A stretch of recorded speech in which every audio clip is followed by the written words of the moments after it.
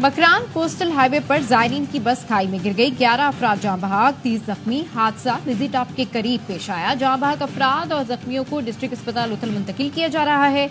जायरीन ईरान से पंजाब जा रहे थे।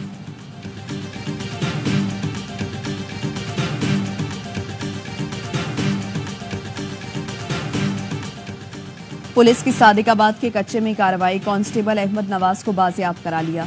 डाकू अहमद नवाज को 2 दिन पहले कच्चा माचका से साथ ले गए थे। डाकुओं के हमले में 12 एहलकार शहीद हुए थे। डीपीओ का कहना है कांस्टेबल अहमद नवाज की बाहिफाजत या बाजियाबी अव्वलीन तरजीह थी। पुलिस कच्चे में मजबूती के साथ मौजूद है।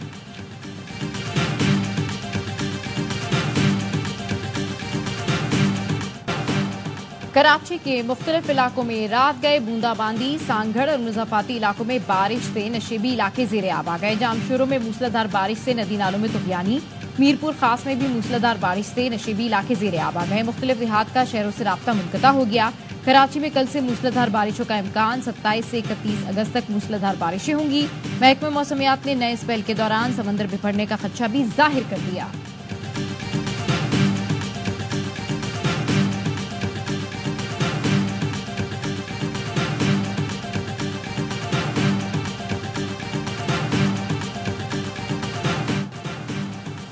हिजबुल्लाह और इसराइल ने एक दूसरे पर हमले शुरू कर दिए। हिजबुल्लाह का कहना है बैरूत में कमांडर की मौत के रद्देअमल में इसराइल पर ड्रोन और रॉकेटों से हमला किया गया। 320 रॉकेट दागे गए। 11 इसराइली फौजी अड्डों को निशाना बनाया गया। तर्जुमान हिजबुल्लाह ने कहा इसराइल पर हमले का पहला मरहला कामयाबी के साथ मुकम्मल हो गया। जवाब में इसराइली फोर्सेज के भी जनूबी लबनान पर सरहद के करीब फिजाई हमले।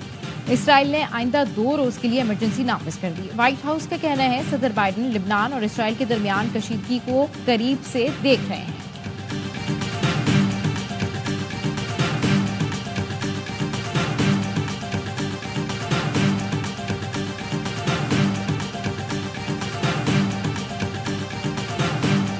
इसराइली फौज ने गजा पर हमले तेज कर दिए। 24 घंटे के दौरान बमबारी में 71 फलस्तीनी शहीद।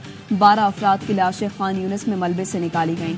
गजा में इसराइल के 3 फौजी मारे गए। मिस्र, कतर और अमेरिका की सालसी में जंगबंदी के लिए आज फिर मुज़ाकरात होंगे। हमास का वफ्द काहिरा पहुंच गया। इसराइल में नेतन्याहू के खिलाफ मुजाहरे। तल अवीव में हजारों यहूदियों का इसराइली हुकूमत से फौरी जंगबंदी और वज़ीर आज़म की बरतरफी का मुतालबा।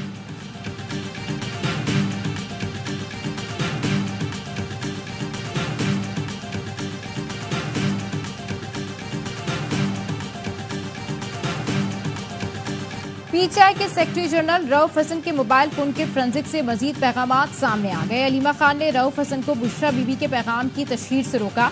अलीमा खान ने बुशरा बीबी का पैगाम अहमकाना करार दिया। रऊफ हसन से कहा डिसइंफॉर्मेशन सेल लोगों को उकसा रहा है। बुशरा का पैगाम आगे ना बढ़ाएं। बानी पीटीआई ने ऐसी कोई बात नहीं की। सिक्योरिटी जराये के मुताबिक बुशरा बीबी ने पैगाम में कहा था जेल में बानी पीटीआई से अकेले नहीं मिलने दिया गया। बुशरा बीबी के पैगाम में बानी पीटीआई और जेलर के दरमियान फर्जी गुफ्तगू का तज़किरा है। बुशरा बीबी ने पैगाम में कहा बानी ने बताया जेलर पर उन्हें मारने के लिए दबाव है। पैगाम में कहा गया अगर बानी पीटीआई को कुछ हुआ तो अवाम जेलर को नहीं छोड़ेंगे।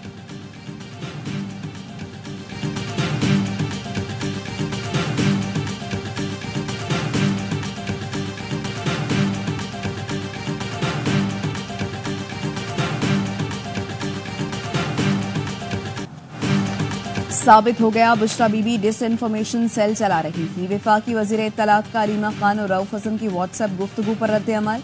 अता तारड़ ने कहा बानी पीटीआई या बुशरा बीबी को जहर देने का बयानिया बनाया गया जो बिल्कुल झूठ था। अलीमा खान ने बुशरा बीबी की गुफ्तगू को गलत और झूठ करार दिया है। बानी पीटीआई ने इंतशार की सियासत की बुनियाद रखी। आज खुद पीटीआई इंतशार का शिकार है। अलीमा ग्रुप और बुशरा ग्रुप में पार्टी पर कब्जे की कोशिश शिद्दत इख्तियार कर गई है। शर्जील मेमन ने कहा 2018 में मसनूई शख्स को जबरदस्ती वज़ीर आज़म बनाया गया। उसकी गलत पॉलिसियों से मईशत का दबाव अगली हुकूमत पर पड़ा। ये सियासी जमात जिस उरूज पर थी अब जवाल देख रही है।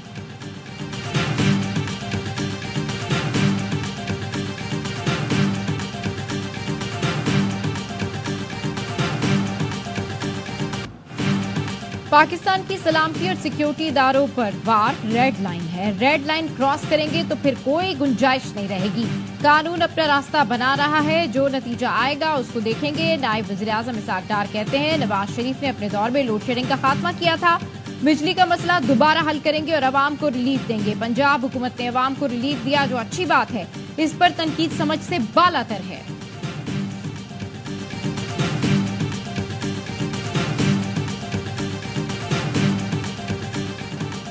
नरेंद्र मोदी का पाकिस्तानी फजाई हुदूद से गुजरने का इंकशाफ। पोलैंड से वापसी पर भारतीय वज़ीर-ए-आज़म के तैयारे ने पाकिस्तानी फजाई हुदूद इस्तेमाल की। सिविल एविएशन जराये का कहना है मोदी का तैयारा सुबह 10:15 बजे पाकिस्तानी हुदूद में दाखिल हुआ, जो 46 मिनट तक पाकिस्तान की हुदूद में रहा। तैयारा इस्लामाबाद और लाहौर के एयर कंट्रोल एरिया से गुजरा। तैयारा लाहौर से होता हुआ 11:01 पर अमृतसर में दाखिल हुआ। भारतीय वज़ीर-ए-आज़म ने रवायत के मुताबिक पाकिस्तानी हुकूमत और आवाम के लिए कोई खैर सगाली पैगाम नहीं दिया। जून 2023 और अगस्त 2019 में भी नरेंद्र मोदी पाकिस्तानी हुदूद से गुजरे थे।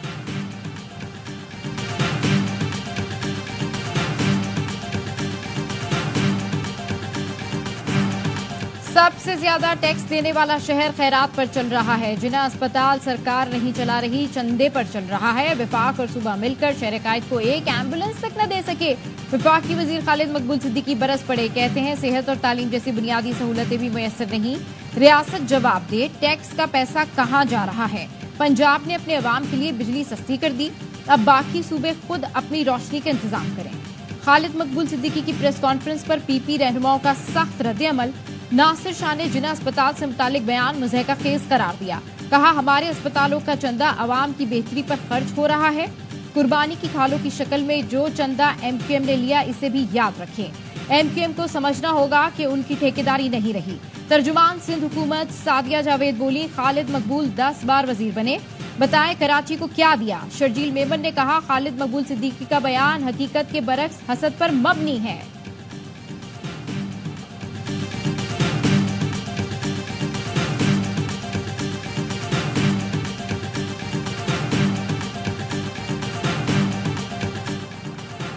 जमात इस्लामी के बल्दियाती नुमाइंदों का सिंध हुकूमत के खिलाफ एहतजाज। अमीर जमात इस्लामी कराची मुनीम जफर ने KMC हेड ऑफिस के बाहर मुजाहिरे से खिताब में कहा, पीपल्स पार्टी शहर के लिए कुछ नहीं करना चाहती। अरबों रुपए की रकम करप्शन की नजर हो गई, लेकिन कराची को कुछ न मिला। कहा, MQM PP ने पब्लिक प्राइवेट पार्टनरशिप के नाम पर कराची के वसाइल का डाका डाला। कब्जा मेयर नाहल हैं, उनके पास निजाम चलाने की सलाहियत नहीं।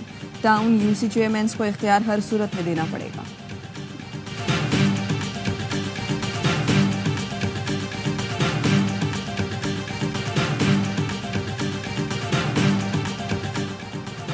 कराची में जहांगीर रोड पर दुकानदार ने डाकू मार दिया। पुलिस के मुताबिक डाकू मोटरसाइकिल पर दुकान में वारदात के लिए आया। दुकानदार ने मुसल्ला डाकू को आते देखकर उस पर फायरिंग कर दी। डाकू की फायरिंग से दुकानदार भी जख्मी हुआ। रेस्क्यू ने डाकू और दुकानदार को अस्पताल पहुंचाया, जहां डाकू जख्मों की ताब न लाते हुए दम तोड़ गया।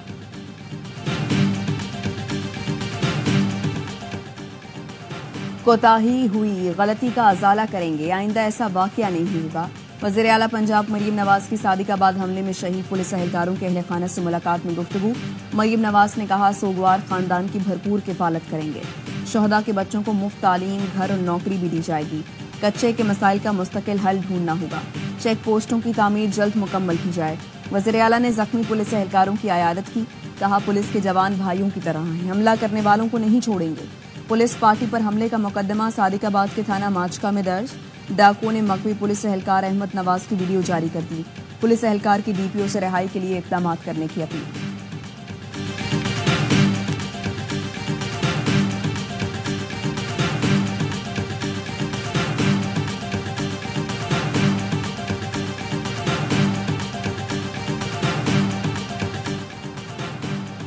गुजरात में सब्बाक शख्स ने 2 बहुओं और 6 साल के पोते को कत्ल कर दिया। मुलजिम जमील ने घरेलू नाचाकी पर आहनी रॉड से तीनों पर वार किए। मकतूलीन में 24 साल की आयशा, 27 साल की आंसा और 6 साल का रिजवान शामिल। वारदात के 1 घंटे बाद कातिल गिरफ्तार।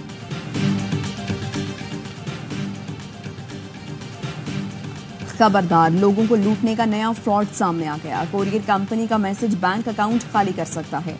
शहरी को कोरियर कंपनी की जानिब से पैगाम मिला, आपका पार्सल डिलीवर करने में नाकाम हो गए, ठीक पता भेजें। 89 रुपए री-डिलीवरी चार्जेस हैं। OTP मांगा गया। शहरी ने सादगी में मालूमात दे दी। पता चला दुबई की मोबाइल शॉप से 5300 दिरहम निकालने की कोशिश हुई। शहरी ने कहा, खुशकिस्मती से मेरे अकाउंट में इतनी रकम नहीं थी, बचत हो गई।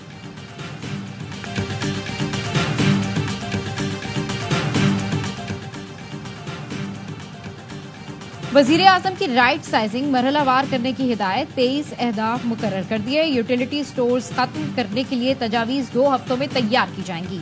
सब सिटी को मुस्तहकीन के कैश ट्रांसफर में मुंतकिल कर दिया जाएगा।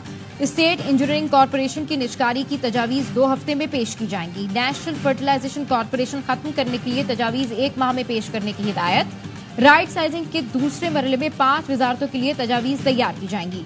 डिजिटल अथॉरिटी बनाने का मुसव्वदा 1 हफ्ते में तैयार करने की हिदायत।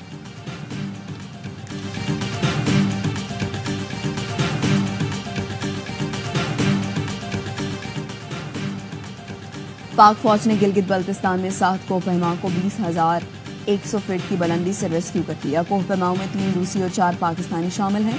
कोहपहमा हाई एल्टीट्यूड डिस्टेंस की वजह से मुश्किल में थे।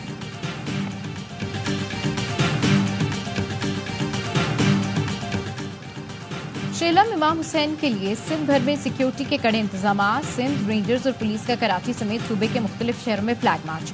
कराची में Malir link road, Safoora Chowk, Saudabad Chowk, Khokhra park, Gulshan Hadeed, Quaidabad, new Karachi, Mazar Quaid, ली मार्केट समेत दीगर इलाकों में फ्लैग मार्च किया गया। कंदकोट, घोटकी और दीगर अजला में फ्लैग मार्च के दौरान अहम इमाम बारगाहों और जुलूस की गुजरगाहों का मुआयना किया गया।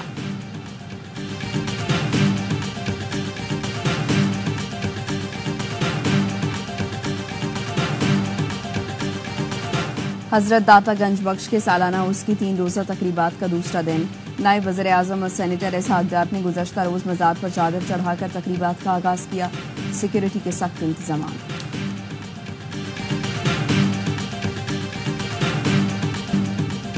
बांग्लादेश में सुप्रीम कोर्ट के साबिक जज की अदालत में पेशी। लोगों ने अंडे और जूते बरसा दिए। ढाका में हसीना वाजिद के हामी साबिक जज शमसुद्दीन चौधरी को हेलमेट और ब्लड प्रूफ जैकेट पहनाकर लाया गया। कई दिनों से मफरूज शमसुद्दीन चौधरी को गुज़िश्ता रोज भारत फरार होने की कोशिश में हिरासत में लिया गया।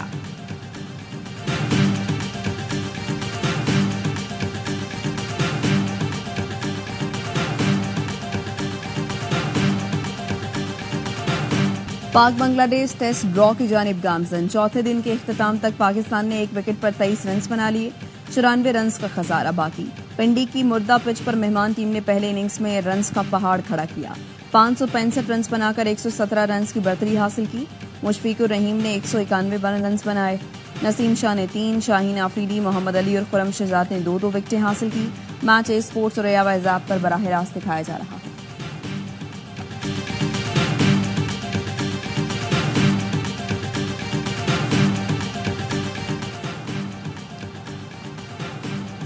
निदा डार की छुट्टी। फातिमा सना कप्तानी की मजबूत उम्मीदवार। विमेंस T20 वर्ल्ड कप से कबल कौमी टीम की कप्तान तब्दील होने का इम्कान। जराये का कहना है निदा डार को हटाकर फातिमा सना को कप्तान बनाने का फैसला किया गया है।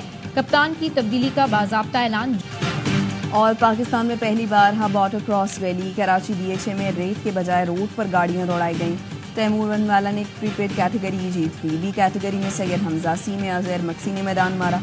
खवातीन में लाहौर की फातिमा ने पहले पोजीशन हासिल की। दीना पटेल दूसरे और बिस्मा तीसरे नंबर पर रहीं। Fastest time of the day Hamza Hamid के नाम रहा। 1 लाख रुपए इनाम जीता। तमाम फातिहीन को 25,000 रुपए इनाम दिया गया। गबन हसन मेहमान खुसूसी थे।